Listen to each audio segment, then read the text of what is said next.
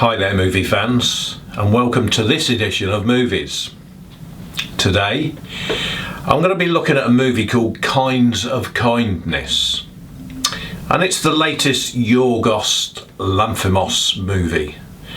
He who made things like The Lobster and The Favourite, and more recently Poor Things. Now I like The Lobster, and I like The Killing of a Sacred Deer, and I absolutely love Poor Things. So what's this latest one like? Let's have a look, shall we? So this movie stars some of his usual Yorgos favourite actors like Emma Stone and Willem Dafoe, and they're alongside Jesse Plemons and Margaret Qualley, amongst others. Now this movie, it's split into 3 acts, or should I say, really it's 3 different stories but with the same actors in them all.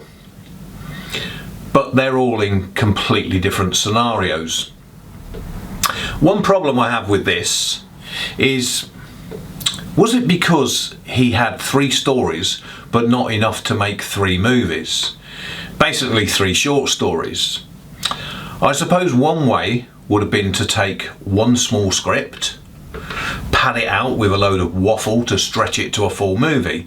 A bit like Quentin Tarantino does with blah blah blah, waffle waffle waffle, and that tends to add 30 minutes or so, and hey presto, it's long enough to sell as a full movie.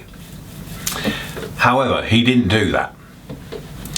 So my take is he's got 3 short pieces which aren't enough to sell on their own, unless you want 3 one-hour movies.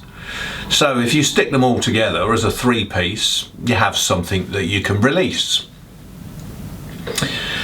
And they're all very strange stories too. First we have a kiss-ass guy who will do anything for his boss, and he gets rewarded with sporting memorabilia, including a tennis racket which was smashed by John McEnroe. Now when he refuses to do as his boss asks, which is very unusual, he thinks he is being replaced by Emma Stone's character. The second scenario is where Plemons plays a cop whose wife went missing on an ocean expedition. But when she's rescued and turns up, he questions whether this woman is actually his wife, and he asks her to do things to prove it's her. They're also swingers in this movie, but I don't really know how this fits into the story. I mean, was it needed? And then we've got the third and final act, and it's where Plemons and Stone are in a cult, with Dafoe as the leader of the cult. And Plemons and Stone search for a woman who can raise the dead, allegedly. These are all odd characters in weird stories, to say the least. Now I was watching this with friends, and it was a very interesting evening. Over 1 hour in, John asked, "Do you know what the hell's going on?" Because he didn't realise that it had eclipsed into the second story, and he hadn't noticed. And Richard just said, "This is so boring." It's not boring, but it does struggle to captivate and keep your concentration. It's a bit up its own arse really for most of the movie. It's a self-indulgent art project. As for the title of this movie, Kinds of Kindness, what's all that about? There isn't one iota of kindness in this at all that I can recall. Kinds of Nastiness would have been a better title surely. Now the camera work is good, and interesting angles and points of view, nothing wrong with the acting, and the music is an eerie soundtrack with plinking piano notes and banging drums. It has a really odd feel to it, but it fits well with this movie. It is a stylish movie, but it seems more of a student trying too hard to be creative and clever kind of event. I just have trouble with the script, which is quite sluggish. It's a full-on Yorgos. You know his films are unique and not the norm. And that's exactly what you get here.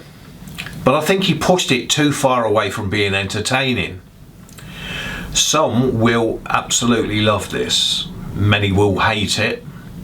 Me, I kind of sit in the middle.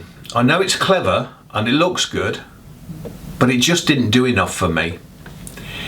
My overall rating is probably a 5.5 out of 10. It's kind of average in entertainment value, but it's done well, and with the visuals and the sound bumping it up that extra 0.5 to take it just that tiny bit above average. It's not really my sort of thing, but it's watchable and you don't know which way it's going, as it's so off the wall. Anything could happen and you wouldn't be surprised. I was kind of disappointed with this after The Excellent Poor Things, which is a Yorgos movie that I could watch many times over and over. With this, however, once is enough for me. Twice, if I could be bothered to see if I could make more sense from it and maybe pick up on things that I'd missed. But no, I can't be bothered. There's better movies out there that justify 2 3/4 hours of my time. And that's my review, so thank you very much for watching. We hope you enjoyed this review, and if you'd like to comment below, please do, and please subscribe to the channel, and look forward to more of our movie reviews soon.